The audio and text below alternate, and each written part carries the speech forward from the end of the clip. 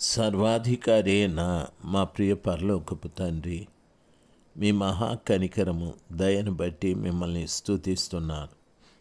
తండ్రి, మా దేశంలో మత కలహాలు ఎక్కువ ఉన్నాయి.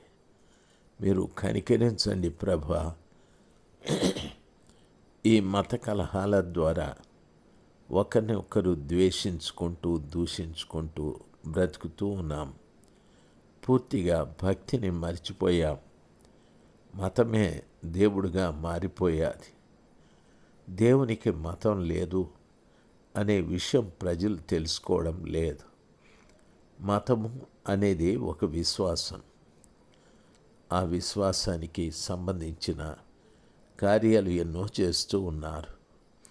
అటువంటి అజ్ఞానముతో మతాన్ని నమ్ముకున్న ప్రతి బిడ్డ మనసు మార్చి యేసయ్య సొంత రక్షకుడని గ్రహించుటకు కృపదయ చేయమని యేసు ప్రభుల వారి నామంలో ప్రార్థించి వేడుకుంటున్నాను తండ్రి. Amen, amen. 2వ దినవృత్తాంతాల గ్రంథం 1వ అధ్యాయం 2వ వచనం.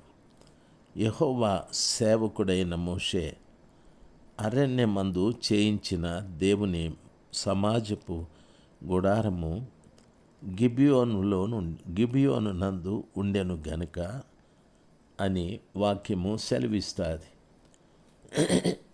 ఈ స్థలంలో మోషేని గూర్చి మాట్లాడేటప్పుడు యెహోవా సేవకుడైన మోషే అని చెప్పాడు.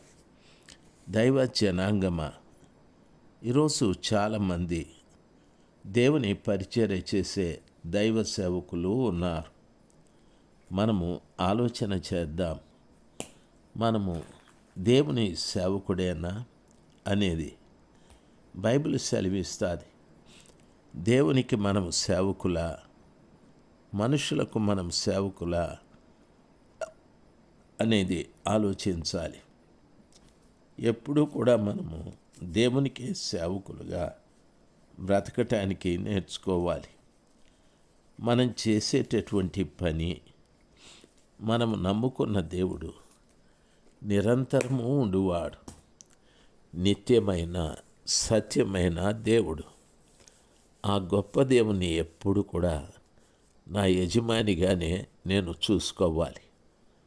ఆయన ఎదుట నేను సేవకుడిగా బ్రతకాలి. మోషే యెహోవాకు సేవకుడైన కారణాన దరిదాపు 20 లక్షల మంది ప్రజలను ఆయన చేతికి దేవుడు అప్పగించాడు. ఆ ప్రజలను ఐగుప్తు నుండి విడిపించి కనాను వరకు నడిపించాడు. ఎంత గొప్ప అద్భుతం! మనము యెహోవాకు నిజంగా సేవకులమైతే అనేక మందిని, లక్షల మందిని కాకపోయినా మన కుటుంబాన్నైనా విడిపించుకొని మన కుటుంబీకుల్ని కనాను వరకు నడిపించుకునే ఆ గొప్ప భాగ్యాన్ని దేవుడు ప్రసాదిస్తాడు. దేవుని పిల్లలు మీరు దయచేసి గమనించాలి. కుటుంబంలో ఉన్న వ్యక్తులైనా, సంఘాన్ని నడిపిస్తున్నటువంటి దైవ సేవకులైనా దేవునికి సేవకులుగా ఉండాలి. యెహోవాకు సేవకులుగా. యెహోవా అను మాటకు అర్థం తెలుసు మీకు. అంటే ఎల్లప్పుడూ ఉండువాడని. దేవునికి మనము సేవకులముగా ఎల్లప్పుడూ ఉండాలి. అంతేకాని కొంతకాలం ఉండి కొంతకాలం మనము దేవునికి సేవకులుగా లేకుండా పోవడం కాదు. ఆ రీతిగా చాలామంది చేస్తూ ఉన్నారు. మొదట ప్రతివారు కూడా దేవునికి సేవకులుగానే బ్రతికారు. ఆయనను యజమానిగా స్వీకరించారు. కొంతకాలం అంటే వారు కాస్త చదువుకోవడము, ఉద్యోగాలు చేయడము, డబ్బు సంపాదించడము, వ్యాపారాలలో లాభం రావడము, వ్యవసాయంలో ఫలసాయం అధికంగా రావడము, ఇటువంటివన్నీ జరిగినప్పుడు నెమ్మదిగా దేవుని సేవకులుగా ఉండవలసిన వీరు ప్రక్కకు వెళ్ళిపోయారు. దేవుని సేవకుడు చేసే పని ప్రజలను విడిపించే పని. ఐగుప్తులో బానిసలుగా ఉన్న ఇజ్రాయేలు ప్రజలను యెహోవా సేవకుడైన మోషే విడిపించాడు. నేను కూడా దేవుని సేవకుడైతే, లేక వాక్యం వింటున్నటువంటి ఆయన బిడ్డలైన మీరు ఆయన సేవకులైతే అనేక మంది ప్రజలను విడిపించి కనానుకు నడిపిస్తాం. ఆ గొప్ప కార్యాన్ని మనం చేయగలం. చాలామంది కూడికలు పెడుతూ ఉంటారు. లక్షల మంది ప్రజలు వస్తూ ఉంటారు. నిజంగా వారిని బట్టి దేవునికి స్తుతి స్తోత్రాలు చెల్లించాలి. కానీ ఆ ప్రజల్ని ప్రభు దగ్గరికి నడిపిస్తున్నారా, తమ దగ్గరికి నడిపించుకుంటున్నారా అనేది చూడాలి. ఆ రీతిగా ప్రభు దగ్గరికి నడిపించకుండా ఆ ప్రజల్ని తమ దగ్గరికి నడిపించుకుంటే నిజంగా దేవుడు చాలా విచారించవలసి వస్తుంది. దైవ జనాంగమా, అద్భుతకరుడైన దేవుని నామంలో మీ అందరికీ కూడా నేను కృతజ్ఞతాస్తుతులు చెల్లిస్తూ ఉన్నాను. మనము దేవునికి సేవకులుగా బ్రతుకుదము గాక. మనము ఆయన సేవకులుగా ఉంటూ మన యజమాని అయిన యేసు ప్రభుల వారు చెప్పిన ఆయన మాటల అడుగుజాడల్లో నడుచుకుందాము గాక. ప్రతి సంఘ కాపరి, ప్రతి విశ్వాసి కూడా ఆ రీతిగానే మార్పు చెందుదురుగాక. దయచేసి గమనించవలసిన విషయం రెండవది, దేవుని యొక్క యెహోవా సేవకుడైన మోషే అరణ్యమందు చేయించిన దేవుని సమాజపు గుడారము గిబియోను నందు ఉండెను అనే వాక్యము సెలవిస్తుంది. వాక్యంలో చెప్పబడిన మాట అరణ్యమందు చేయించిన దేవుని సమాజపు గుడారము అని. నిజమే, ఆ రోజున ప్రభుల వారు ఐగుప్తు నుండి కనానుకు వెళ్ళే ఇజ్రాయేలు ప్రజలతో నేను ఉండాలి అని అరణ్యంలో మోషే ద్వారా ఆ గుడారమును నిర్మాణం చేయించాడు. ప్రియులారా, దేవుని వాక్యం సెలవిస్తుంది.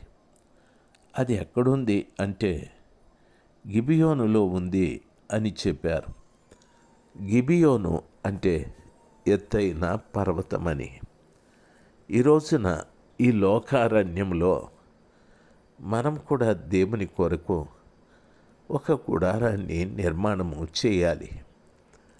ఇజ్రాయేలు ప్రజలు ప్రయాణమైపోయేటప్పుడు మోషే నిర్మాణము, దేవుని ద్వారా మోషే నిర్మాణం చేసిన ఆ గుడారము చాలా ప్రశస్తమైంది.